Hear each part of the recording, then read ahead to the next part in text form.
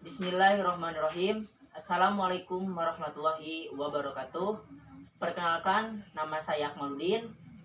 Perkenalkan, nama saya Arti Citra Resmi. Kami berdua dari kelas 4A Manajemen S1. Kami di sini ingin membahas mengenai ruang lingkup pemasaran atau yang disebut dengan analisis ruang lingkup pemasaran. Sebelum kita memulai ke pengertian analisis ruang lingkup pemasaran, hendaknya kita mengetahui apa itu yang dimaksud dengan pemasaran. Nah, Sebelum membahas pemasaran, kita harus tahu bagaimana pengertian pasar. Pasar adalah tempat bertemunya antara penjual dan pembeli untuk melakukan transaksi jual beli.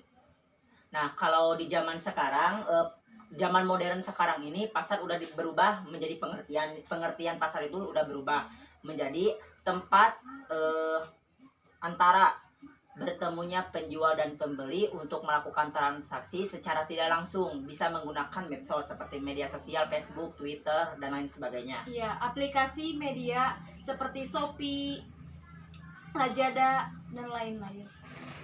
Selanjutnya kita akan bahas mengenai pengertian analisis. Analisis pasar terdiri dari dua kata, yaitu pasar dan analisis. Nah, analisis adalah suatu kegiatan untuk mencermati dan mengamati secara terperinci suatu objek dengan cara menggunakan unsur-unsur pembentuknya atau penyusunannya untuk dikaji lebih lanjut. Nah, Objek yang dimaksud hal ini adalah produk, data, calon pelanggan yang berupa perilaku, keinginan, dan lain-lain yang berhubungan dengan produk dan layanan. Sedangkan pasar sendiri merupakan salah satu dari berbagai alur yang beraturan atau sistem, institusi atau lembaga, prosedur, hubungan sosial dan infrastruktur atau tempat di mana usaha menjual barang, jasa, tenaga kerja untuk orang-orang dengan imbalan uang. Jadi, kita simpulkan, analisis pasar adalah suatu analisis yang dilakukan untuk mempelajari berbagai masalah pasar. Analisis pasar menyangkut lokasi pasar harus strategis, luas pasar, sifat pasar, karakteristik pasar. Nah, dengan analisis pasar tersebut, kita dapat pula siapa saja yang membutuhkan produk atau jasa yang ditawarkan, di mana produk dan jasa tersebut dibutuhkan, dan kualitas produk seperti apa yang dibutuhkan para konsumen. Dan di sini juga kita dapat mengetahui seberapa besar permintaan, potensi permintaan, kapan permintaan tersebut menurun, dan konsumen yang akan mempermudah saat merencanakan strategi bisnis dan dapat menghasilkan keuntungan yang besar-besarnya. Nah, berdasarkan pengertian yang tadi, dapat kita simpulkan bahwa pemasaran adalah kombinasi kegiatan yang saling berkaitan guna mendapatkan informasi perihal kebutuhan konsumen dengan adanya penciptaan, pertukaran, dan penawaran produk ataupun jasa yang memiliki nilai serta untuk mengembangkan kegiatan promosi, pelayanan, penyaluran, hingga keperluan konsumen bisa terpenuhi dengan baik pada suatu keuntungan tertentu. Serta perlu digarisbawahi bahwa lingkungan dan pemasaran adalah dua hal yang saling berhubungan. Kedua hal ini akan terintegrasi dengan tujuan yang sudah ditetapkan sebelumnya oleh kelompok atau individu. Nah, kenapa berarti penting gitu mempelajari analisis pemasaran? Mengapa sangat penting mempelajari analisis pemasaran? Ya, karena masyarakat luas banyak mengenal pengertian pemasaran hanya sebatas pada pemahaman periklanan dan penjualan. Nah, masyarakatnya cuma ingat batasnya teh pemasaran tuh cuma promosi, padahal itu cuma konsep pemasarannya aja. Padahal hal tersebut hanya merupakan bagian daripada elemen pemasaran. Pemasaran tidak hanya terbatas periklanan dan penjualan saja. Terdapat banyak hal yang berada di luar fungsi manajemen pemasaran yang dapat mempengaruhi kesuksesan pemasaran, antara lain melakukan analisa kebutuhan dan keinginan konsumen. Yang kedua, melakukan perkiraan tentang bentuk produk yang diinginkan oleh konsumen dan bagaimana memproduksinya. menentukan harga dan promosi, apa yang dilakukan supaya produk dapat sampai di konsumen potensial, melakukan perkiraan berapa banyak pesaing yang ada di pasar. Kita harus melihat pesaing yang ada di pasar itu bagaimana. Jadi yang lebih intinya itu bahwa analisis pemasaran itu kalau tidak hanya mempromosikan barang saja, tetapi itu hanya sebagai konsepnya saja. Ya, kalau yang dimaksud dengan pemasaran sendiri itu jadi memperkenalkan sebuah produk seperti di perusahaan tersebut, begitu. Ya, oke. Yang selanjutnya nah, perusahaan yang berhasil juga adalah perusahaan yang memandang bisnis mereka dari dalam dan luar. Mereka menyadari bahwa lingkungan pemasaran selalu menimbulkan peluang baru, ancaman baru, dan pemahaman baru tentang pentingnya memantau dan beradaptasi dengan lingkungan yang telah berubah. Perusahaan harus melakukan pengamatan secara terus-menerus dan beradaptasi dengan lingkungannya yang bersifat kompleks dan terus berubah-ubah, sehingga dapat menyesuaikan strategi pemasarannya untuk memenuhi tantangan dan peluang pasar yang baru. Untuk menjalankan strategi pemasarannya, perusahaan harus mengetahui kondisi lingkungan pemasaran dari produknya, mengetahui kebutuhan dan tren atau peluang yang belum terpenuhi. Manajemen pemasaran harus dilakukan dengan aktif dengan cara membangun hubungan yang baik dengan pelanggan. Caranya adalah menciptakan nilai lebih dari kepuasan pelanggan. Banyak ya perusahaan yang gagal di zaman modern ini dikarenakan tidak melihat perubahan sebagai peluang. Jadi mereka mengakibatkan atau enggan melakukan perubahan sampai keadaan sudah terlambat. Strategi, struktur, sistem, dan budaya organisasi mereka akan bertambah usang atau tidak berfungsi secara maksimal. Contoh pada perusahaan besar sekaliber General Motor, IBM, dan Sears tidak dapat berbuat apa-apa dan mengalami kegagalan karena terlalu lama mengabaikan perusahaan di dalam lingkungan tersebut. Terdapat kan ada 4 lapisan nih. Ada 4 lapisan lingkungan pemasaran atas suatu produk. Nah, coba apa saja yang keempat lapisan lingkungan pemasaran produk tersebut bisa dijelaskan? Nah, ada lingkungan pasar, Ya. ada lingkungan organisasi, ada lingkungan makro, Ya. dan ada lingkungan ekstra. Nah, di sini saya jelaskan ya. Lingkungan pasar adalah tempat terjadinya transaksi antara pembeli dan penjual secara keseluruhan. Tempat bukan berarti harus secara langsung ya. Lingkungan organisasi adalah lingkungan terdekat atas suatu produk seperti divisi, departemen, kantor, dan berbagai saluran perusahaan lainnya. Lingkungan makro adalah tempat yang di dalamnya terdiri atas berbagai kekuatan serta lembaga yang memiliki hubungan dan mampu mempengaruhi transaksi yang terjadi antara pasar dan perusahaan. Di dalamnya juga terdapat beberapa komponen, yaitu perekonomian, teknologi, kebudayaan, dan kebijakan pemerintah setempat.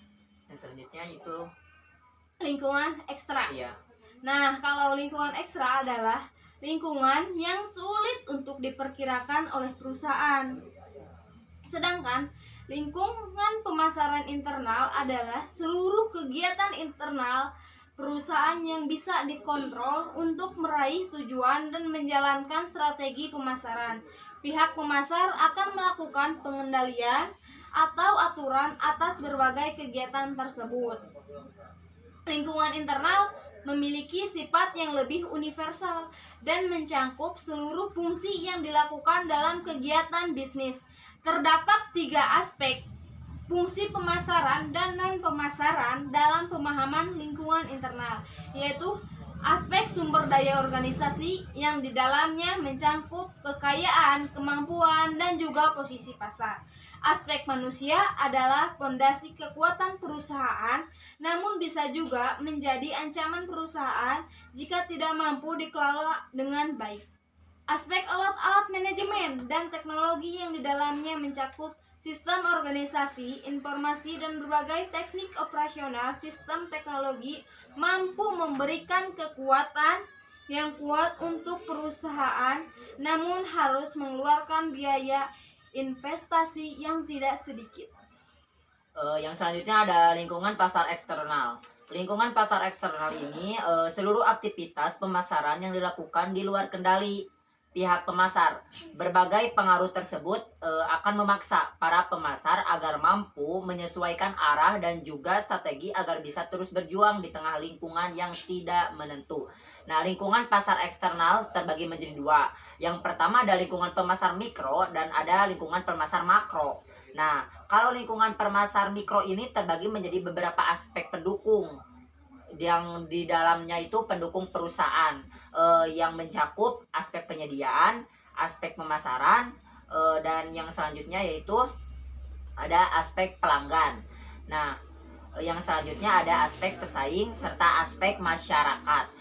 Di dalam lingkungan pemasaran makro yang dicakupi itu ada beberapa. Yang pertama ada lingkungan demografi, ada lingkungan ekonomi, ada lingkungan seni budaya, ada lingkungan teknologi, ada lingkungan politik, dan ada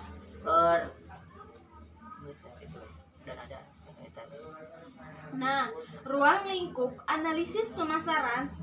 Nah, setelah memahami tentang pengertian analisis pasar, maka selanjutnya yang akan kita pelajari adalah ruang lingkup analisis pasar. Ketika kita akan memasarkan suatu produk perusahaan, maka sebelumnya kita harus melakukan analisis pasar. Analisis pasar merupakan bagian penting dalam prosedur yang dijalankan oleh perusahaan. Dengan adanya analisis pasar, manajer pemasaran dapat mengidentifikasikan kebutuhan dan keinginan para konsumen atau para pembeli barang dan jasa. Selain itu, adanya analisis pasar akan memberikan kesempatan kepada perusahaan untuk memperkenalkan produk baru atau mengubah, memperbaiki, melengkapi produk yang telah dibuat. Nah, yang selanjutnya pada dasarnya itu ruang lingkup pemasaran mencakup tentang yang pertama mengumpulkan data dan fakta yang berhubungan dengan bidang pemasaran. Yang selanjutnya itu menafsirkan data dan fakta yang berhubungan dengan bidang pemasaran juga. Yang selanjutnya penyimpulan data dan fakta yang berhubungan dengan bidang pemasarannya juga. Yang selanjutnya adalah pengendalian dalam bidang pemasaran. Nah, sedangkan secara umum ruang lingkup analisis pemasaran itu mencakup permasalahan mengenai apa saja yang dapat mencakup ruang lingkup pemasaran. Barang dan jasa yang akan dipasarkan, kita harus berpikir barang apa dan jasa apa yang akan kita pasarkan, yang akan diproduksi oleh konsumen. Barang harus melihat jenis dan sifat barangnya, kuantitas dan kualitas barang, warna dan ukuran barang, merek dan harga barang, desain dan model barang, barang-barang industri dan konsumsi. Nah, kita juga harus memperhatikan letak pasar, sifat dan karakteristik pasar. Seseorang manajer perusahaan harus mengetahui tentang letak pasar berikut: sifat dan karakteristik pasar yang akan dituju. Tujuannya untuk mempermudah manajer pemasaran melaksanakan target market atau target pasar, market strategi, dan segmentasi pasar. Kita juga harus memperhatikan organisasi pembelian. Di sini, seorang manajer pemasaran harus mengetahui siapa yang membeli barang, siapa yang pengguna barang, siapa yang paling berpengaruh di dalam pembelian barang, dan lain sebagainya. Serta kita harus memperhatikan kegiatan pembelian. Kegiatan pembelian meliputi dari siapa pembelian barang dilakukan, di mana pembelian barang dilakukan, berapa harga barang, berapa banyak barang yang dibeli, bagaimana persyaratan dalam pembelian barang, dan bagaimana cara pembeliannya. Yang selanjutnya adalah tujuan analisis pasar. Nah, kira-kira apa sih tujuan analisis pasar itu sendiri? Bisa dijelaskan? Tujuan utama dalam analisis pasar antara lain mengidentifikasi kebutuhan konsumen yang ingin dipenuhi oleh perusahaan dan menetapkan cara merancang serta menetapkan tawaran yang dapat memuaskan kebutuhan tersebut. Analisis ini menuntut kebutuhan manajer pemasaran dalam memahami berbagai produk alternatif dan substitusi yang tersedia bagi para pelanggan potensial dan proses-proses yang digunakan konsumen dalam memutuskan pemilihan merek dan produk. Kalau di secara rinci ya, pemasaran itu bisa mengenal lingkungan pasar, bisa mengenal tipe-tipe pasar, bisa mengetahui karakteristik pasar, bisa menentukan keputusan yang tepat, bisa menghadapi para pesaing dan melaksanakan kebijakan dan pemasaran, serta membuat program dalam bidang pemasaran, mengenai ciri-ciri pasar, serta faktor mempengaruhi analisis pasar. Nah, salah satu faktor yang mempengaruhi analisis pasar itu dibedakan beberapa faktor. Bisa dijelaskan arti? Ada faktor apa saja yang mempengaruhi analisis pasar tersebut? Faktor-faktor yang mempengaruhi tingkat konsumsi dalam pembelian barang adalah faktor umum, faktor pendidikan, faktor selera, faktor agama, faktor budaya, dan faktor musim. Beberapa permasalahan dalam ruang lingkup analisis pasar meliputi barang dan jasa yang dipasarkan, letak pasar, sifat dan karakteristik pasar, organisasi pembelian, kegiatan pembelian, perkembangan pembelian, dan saingan perusahaan.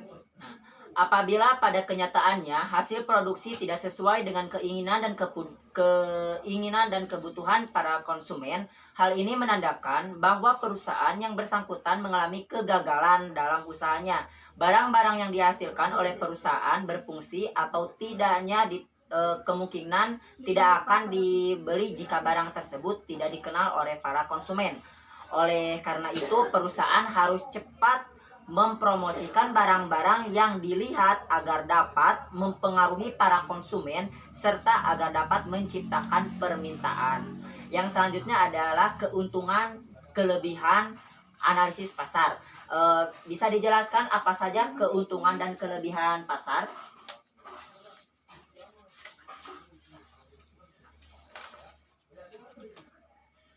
Setelah melakukan suatu analisis pasar dalam menggiatkan penjualan barang-barangnya, perusahaan akan mendapatkan keuntungan sebagai berikut. Perusahaan dapat meningkatkan omset penjualan barangnya. Perusahaan akan memperoleh keuntungan yang diharapkan. Perusahaan dapat meningkatkan produksi. Barang-barang perusahaan yang bersangkutan akan menjadi terkenal. Hasil produksi perusahaan akan digemari konsumen. Perusahaan dapat mempertahankan kelangsungan hidupnya. Segitu tentang materi pemahaman kami tentang ruang lingkup analisis pemasaran. Mohon maaf bila ada kesalahan, mohon dimaafkan. Akhirul kalam. Wassalamualaikum warahmatullahi wabarakatuh.